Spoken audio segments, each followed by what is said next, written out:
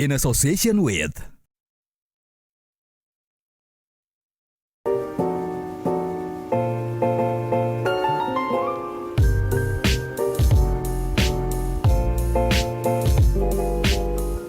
Nah, kita sudah ada di meja makannya Kang Emil dan juga keluarga. Enak banget ini meja makannya kayu panjang, pasti banyak menjamu tamu. Sambil menunggu beduk ya Kang, kita pengen ngobrol-ngobrol yang serius. Tadi kan kita udah ngobrol-ngobrol soal aktivitas, kemudian menu favorit pada saat Ramadan bersama dengan Ibunda. Kalau yang sekarang kita pengen nanya soal ini Kang, penanganan pandemi COVID-19. Karena kalau misalnya kita dengar informasi, di Jawa Barat ternyata ada 762 RT yang masih masuk zona merah, yang paling tinggi itu di Indramayu. Nah, emang kenyataannya seperti itu Kang? Atau ada fakta yang sebaliknya yang mungkin Kang Emil bisa paparkan ke kita? Ya, saya kira kita harus paham ya bahwa pandemi belum berakhir. Jadi jangan euforia dulu. Tapi kasus turun. Ya. Salah satu yang tidak bisa dibohongin itu adalah kapasitas rumah sakit, Mbak. Dulu gara-gara Natal Tahun Baru, kita hampir ke 80%. Saya agak panik, saya buka rumah sakit darurat di mana-mana. Sekarang minggu ini tinggal 45%. Nah, jumlah RT di Jawa Barat itu ada 100 ribuan. Jadi kalau 700-an berbanding 100 ribu, artinya, saya balik logikanya ya, 99, sekian persen itu sudah tidak zona merah. Jadi sangat di bawah 1%. Ya. Menandakan ya memang belum beres, tapi udah turun, bukan di 20%, bukan di 50%. Nah, artinya kita fokus PPKM Mikro ini sangat baik karena 1-2 RT dikunci kan nggak harus ratusan RT, ribuan RT-nya juga kena ya. Makanya kalau skala kota kabupaten udah nggak ada 1 bulan ini zona merah kan. Nah zona merahnya kita zoom in ke level-level mikro. Saya kira PPKM Mikro itu bagus. Kalau PSBB dulu tuh pilihan, diajukan dari bawah, disetujui, yang nggak ngajuin nggak diperintahkan. Makanya 2020 menurut saya agak kurang sinkron karena saya PSBB, provinsi sebelah misalkan enggak, akhirnya kan pergeseran manusia nggak kekontrol. Kalau sekarang Jawa, Bali wajib, makanya lebih baik.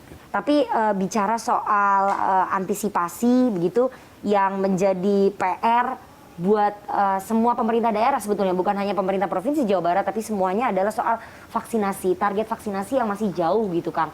Nah ini menjadi pekerjaan rumah yang sebetulnya menyulitkan juga karena stok vaksinnya juga terbatas gitu, tapi di satu sisi harus menekan angka penyebaran, mencapai herd immunity. Itu gimana? Kang boleh curhat sedikit Kang soal vaksinasi dan targetnya nih?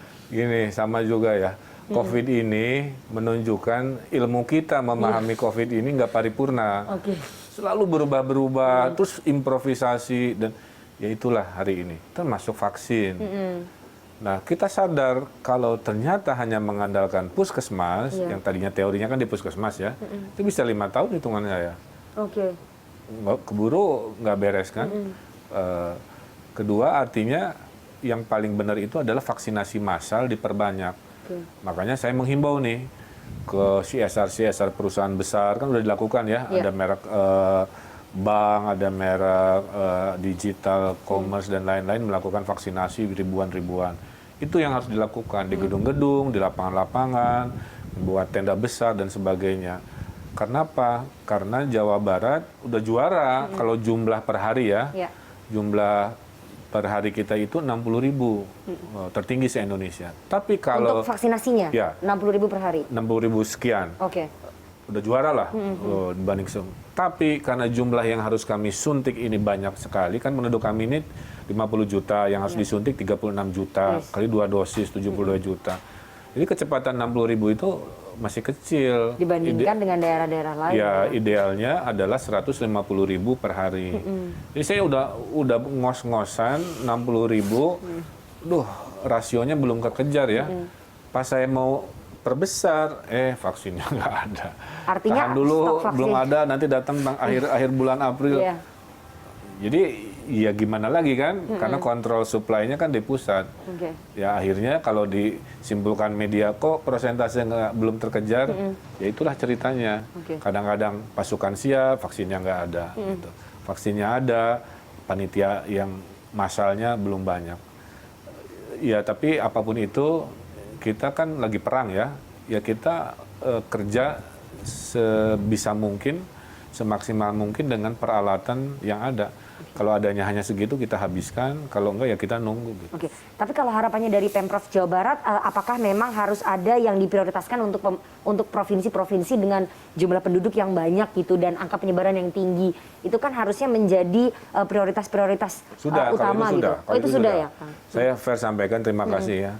Pak Budi Sadikin ini menteri keren. Iya. Saya boleh dikutip lah. Memang keren. Oke. Rajin. Sama-sama dari Jawa Barat ya, Kang ya. Iya, bukan soal itunya, tapi tiap minggu rajin vikon gitu kan. Oh, dengan seluruh kepala daerah. Iya. Oke. Kalau saya butuh terima langsung apa, jadi saya apresiasi. Tapi kan tadi sekarang suplai vaksin itu terkendala ada pemogokan di globalnya. Ya, embargo ya. Embargonya. Jadi Bio Farma siap nih, peralatan, bahannya nggak ada. Iya. Di Indianya ditahan, di Cinanya masih tersendat. Jadi perang ini gimana ya, luar biasa dinamis lah ya. Jadi saya titip juga media harus fair ya, nggak melihat satu kesimpulan terus melakukan kesimpulan, tapi lihat.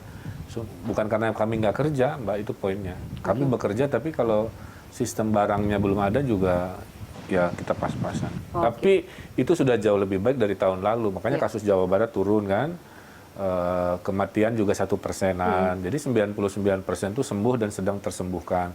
Yang paling melegakan rumah sakit kalau saya. Rumah sakit tinggal 40-an% dari 80 puncak dulu. Artinya memaksimalkan segala daya upaya ataupun sumber daya yang ada untuk bisa melawan perang pandemi ini bersama-sama. Kalau memang stok vaksinnya nggak ada ya kita menunggu. Tapi masyarakat diharapkan tetap menjaga protokol kesehatan. Dan lansia yang akan menjadi prioritas. Iya, karena betul. dari semua usia paling rawan lansia. Karena komorbid ngumpulnya di usia-usia sepuh kan. Makanya kenapa mudik kita larang, karena yang nanti terkorban kan yang paling berbahaya sepuh-sepuh itu di lansia, kampung. ya? Betul. Kedatangan orang-orang kota yang muda, ternyata dia OTG.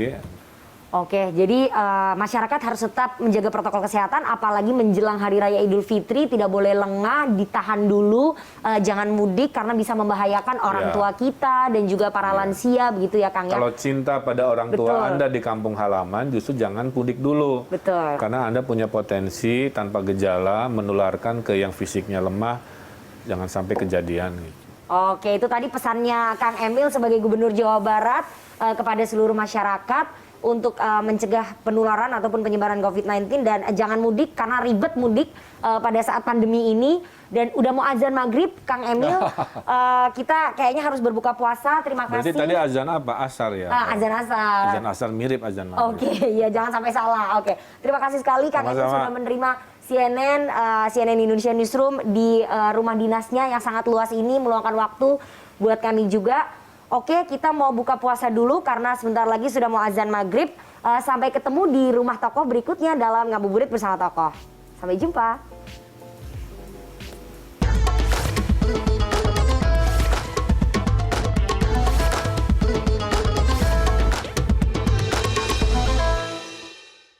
In association with